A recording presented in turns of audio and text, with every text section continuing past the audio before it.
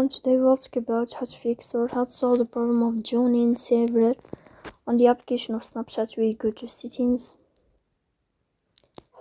then we go to apps, default apps, app settings. In this list you will scrolling down until you until you find this application of Snapchat.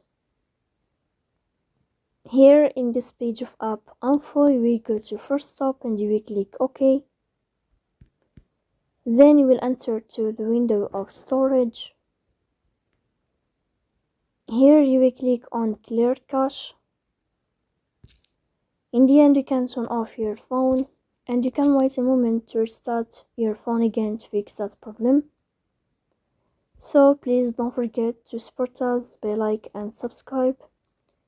See you next time in another video, and thank you for your watching and your attention.